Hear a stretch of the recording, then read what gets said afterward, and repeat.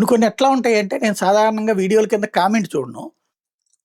ఎందుకంటే టైం కుదరదు యాక్చువల్‌గా. పొద్దున్నే నుంచి ఇదే పనిలో ఉంటుంటాం కాబట్టి వీడియోలు చేస్తూ ఉంటాం కాబట్టి. నిన్న ఈ లడ్డూకి సంబంధించింది ఏదో సంథింగ్ చూసినప్పుడు ఆహ్, ఏది బిల్ గేట్స్ దాని గురించి మాట్లాడిన దాని గురించి చూసినందుప్పుడు కొంతమంది కామెంట్లు అంటే ఒక సైకలాజికల్‌గా నేను సైకోలని కూడా అనను.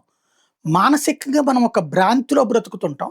మనల్ని ఆ భ్రాంతికి గురి చేయడం ఒకప్పుడు బ్రిటిష్ వాళ్ళకి చేతనవును, అంతకుముందు ముస్లిం రాజులకి చేతనవును. ఇప్పటికి వామపక్షులకి చేతనవును. అదే భావజాలం ఇప్పుడు మన దగ్గర కూడా ఉందన్నమాట.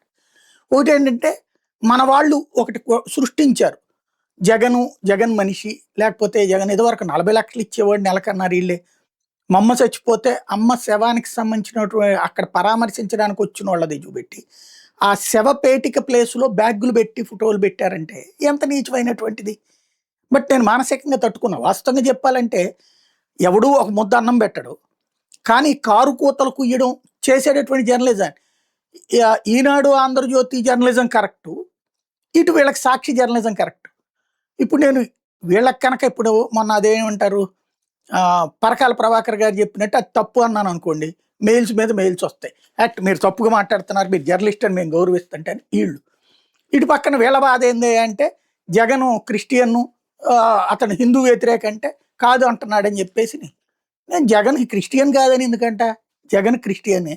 క్రిస్టియన్ ఒక హిందూ మతాన్ని ఆచరిస్తానంటే వద్దని ఎందుకంట, ధర్మాన్ని ఆశించేవాడుగా గర్వాపసి కావాలని కోరుకుంటా. అతను రాజకీయ అవసరం కోసమే ఉంటాడు. చేయని అది హిందువులకు మంచిదా చెడ్డదా? గుళ్ళు కట్టిస్తున్నాడు అతను ఎవరి కోసం? అతను క్రిస్టియన్ కాదు, నేను హిందువులకు అనుకూలం అని చెప్పుకోడు. అది పనికొచ్చిందా చెడొచ్చిందా? అట్లాగే లడ్డు అపవిత్రం జరుగుతుందని నేను నమ్మను. ఎందుకయ్యా అంటే లడ్డూకి సంబంధించి వెంకటేశ్వర స్వామి ముందు అపచారం చేయడానికి పొరపాటు జరగచ్చేమో కానీ కావాలని చేస్తే అక్కడ వర్కౌట్ కాదు అన్నది నేను విశ్వసిస్తా. ఆ కోణంలో తప్పించి అక్కడ కల్తీ జరిగితే ఖచ్చితంగా యాక్షన్ ఉంటుంది. ఆ కల్తీ వేరు, మాంసపు సంబంధించినటువంటి కల్తీ వేరు. ఈ కల్తీ కావాలని చేశాడా ఖచ్చితంగా పొక్కలు తోయిందనే చెప్పా. సిట్టే అక్కడ పెట్టలేదు పేరు, అక్కడే అర్థమవుతున్నది కదా. కానీ లేదు మా చంద్రబాబు గారు చెప్పారు కాబట్టి నువ్వు చేయాలి, ఇక్కడ మా పరకాల ప్రభాకర్ గారు చెప్పారు కాబట్టి మా జగన్ నమ్ముతున్నాడు కాబట్టి నువ్వు నమ్మాలి. ఇది ఒక విచిత్రమైంది. సరే, ఇదివరకటి రోజుల్లో ఏంటంటే పేపర్లు టీవీలుకి పబ్లిక్ నుంచి రెస్పాన్స్ వచ్చేవి ఉండేది కాదు కాబట్టి సరిపోయింది. కానీ ఇప్పుడు సోషల్ మీడియా కాబట్టి ఉంటుంది. ఇలా విచిత్రమైనటువంటి వాదాన్ని తెర మీదకి తీసుకొస్తుంటారు. ఇక్కడ నేను చాలా క్లియరు, ఏది నిజమో అది మాట్లాడతా, నిజమని నేను నమ్మేది మాట్లాడతా.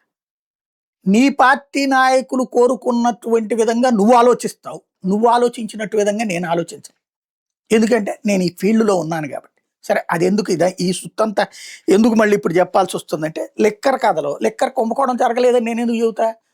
లిక్కర్ కుంభకోణం ఖచ్చితంగా జరుగుతుంది, డబ్బులు తినుంటాడనే చెప్తున్నా నేను. బట్ ప్రాపర్గా మీరు పట్టుకోలేరని కూడా చెప్తున్నా. ఎందుకంటే స్కిల్ డెవలప్మెంట్లోనూ తినే ఉంటారు. ఏ ప్రభుత్వం తినట్లేదు, ఎవరు రాజకీయ పార్టీ తినట్లేదు అధికారంలో ఉన్నటువంటి వాళ్ళు. తినడం తప్ప లేదా? ఒక మధ్యతరగతి పౌరుడుగా తినడం తప్పనకపోతే అంతకంటే ఎర్రేదవి ఎవడో ఉండడు. తినడం ఖచ్చితంగా తప్పే.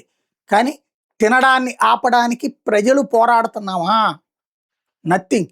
నాబోటోడు మాట్లాడితే 4 బూతులు తిట్టి కంట్రోల్ చేసే ప్రయత్నం చేస్తారు తప్పించి, నాడు లిక్కరు డిస్టిలరీ నుంచి తీసుకుంటారు, ఇప్పుడు డిస్టిలరీతో పాటు బెల్ట్ షాపుల దగ్గర నుంచి ప్రజల నుంచి కూడా తీసుకుంటారు.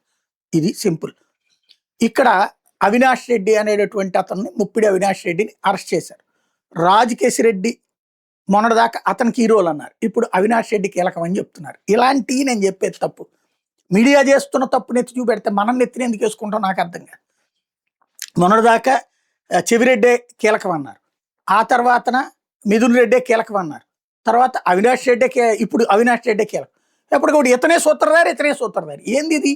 ఎంతమంది సూత్రధారులు ఉంటారు? సూత్రధారు ఒక్కడే ఉంటాడు, జగన్ ఉంటాడు, వీళ్ళందరూ పాత్రధారులు అవుతారు. అది కదా, అది రాయడానికి ఏం బాధ? మన జర్నలిజం అట్టా సస్తోందని నేను మాట్లాడేది. ఇప్పుడు అవినాష్ రెడ్డి ఈ కలెక్ట్ చేయడం కానీ బెదిరించడం కానీ వాళ్ళకి చేసుకొచ్చాడు అన్నటువంటిది ప్రస్తుతం సిట్ తేల్చింది, రిమాండ్ రిపోర్ట్లో చెప్తోంది అది.